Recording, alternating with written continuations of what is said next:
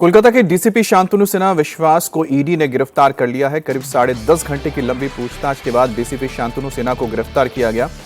इन पद पर दुरुपयोग कर टीएमसी के पक्ष में काम करने और करोड़ों के घोटाले में शामिल होने के आरोप हैं। ईडी ने हाल ही में शांतनु सिन्हा विश्वास के खिलाफ लुकआउट नोटिस भी जारी किया था और इससे पहले एजेंसी उन्हें 5 बार समन भेज चुकी थी, लेकिन उन्होंने हर बार जांच में सहयोग करने से इनकार कर दिया और पेश नहीं हुए।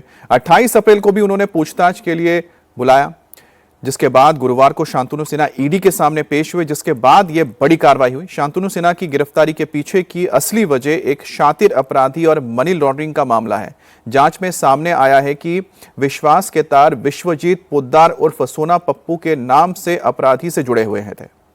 सोना पप्पू पर हत्या के प्रयास और रंगदारी के दर्जनों मामले दर्ज हैं। आरोप है कि शांतनु ने अपने पद का इस्तेमाल कर सोना पप्पू के अवैध कारोबार को संरक्षण दिया और बदले में करोड़ों की काली कमाई भी की। तो ममता के करीबी डीसीपी शांतनु सिन्हा को गिरफ्तार कर लिया गया है। ईडी ने गिरफ्तार किया है। इनके ऊपर कई आपराधिक मामले थे, जिसके बाद उन्हें पूछताछ के लिए बुलाया गया था। दरअसल एक गैंगस्टर है जिसका नाम है सोना पप्पू। बताया जाता है कि शांतनु ने अपने पद पर रहते हुए सोना पप्पू को और उसके काले कारोबार को संरक्षण दिया और उससे काली कमाई की, जिसके बाद ईडी ने पूछताछ के लिए बुलाया था और आखिरकार शांतनु सिन्हा को गिरफ्तार कर लिया गया।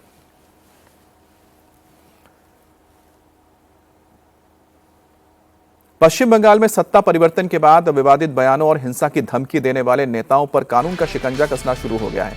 दक्षिण 24 परगना जिले के विष्णुपुर से टीएमसी विधायक दिलीप मंडल के 2 ठिकानों पर गुरुवार को पुलिस ने बड़ी छापेमारी की। यह छापेमारी दिलीप मंडल के पायलान स्थित आवास और एक अन्य ठिकाने पर की गई है।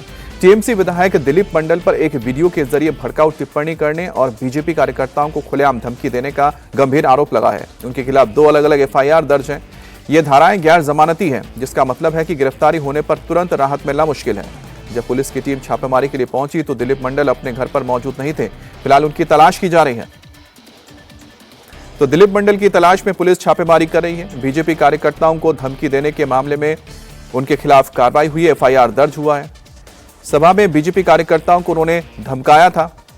दिलीप मंडल के खिलाफ 2 अलग-अलग एफआईआर दर्ज हुई है और काफी सख्त धाराओं में ये केस दर्ज किए गए हैं, जिससे उनकी गिरफ्तारी के बाद बेल मिलना आसान नहीं होगा। नीट पेपर लीक के मामले में ताबड़तोड़ एक्शन जारी है। आरोपियों से लगातार पूछताछ भी की जा रही है। तमाम दस्तावेज खंगाले भी जा रहे हैं और छापेमारी भी चल रही है। दूसरी ओर सरकार ने भी एक्शन तेज कर दिया है और नीट परीक्षा को लेकर शिक्षा मंत्री धर्मेंद्र प्रधान के आवास पर गुरुवार शाम उच्च स्तरीय बैठक हुई है, जिसमें आगामी नीट पेपर कराने से लेकर पेपर लीक तक को लेकर चर्चा हुई है। बैठक में उच्च शिक्षा सचिव विनीत जोशी, शिक्षा सचिव संजय कुमार, एनटीए के महानिदेशक अभिषेक सिंह, सीबीएसई अध्यक्ष और कई वरिष्ठ अधिकारी मौजूद रहे। मामले में अब तक 7 गिरफ्तारियां हुई हैं, जिन सभी को कोर्ट ने 7 दिन की सीबीआई कस्टडी में भेज दिया। अब सीबीआई आरोपियों से पूछताछ करके पेपर लीक के केस की सारी कड़ियां जोड़ेगी। वहीं मामले में कई बड़े खुलासे हुए हैं। सबसे बड़ा खुलासा नासिक के शुभम खैरनार को लेकर हुआ है। जानकारी के मुताबिक शुभम खैरनार नासिक में मेडिकल एडमिशन प्रोसेस से जुड़ा ट्रेनिंग सेंटर चलाता था। महाराष्ट्र समेत कई स्टेट में इसकी शाखाएं चलती थी। सीबीआई अब इसी ऑफिस के कामकाज की पड़ताल कर रही है और इसके अलावा सीबीआई जयपुर से पकड़े गए 2 सगे भाई दिनेश ब्यावल और मांगीलाल के घर पहुंची है। वहां परिवार वालों से पूछताछ की गई है और घर की तलाशी लेकर अहम दस्तावेज टीम अपने साथ ले गई है। माना जा रहा है कि जल्द ही सीबीआई कोई बड़ा खुलासा करेगी और मामले को लेकर लोगों में भारी गुस्सा है। ऐसे में आज एनएसयूआई एनटीए ऑफिस के बाहर प्रदर्शन करेगी तो समाजवादी छात्र सभा भी प्रदर्शन करेगी।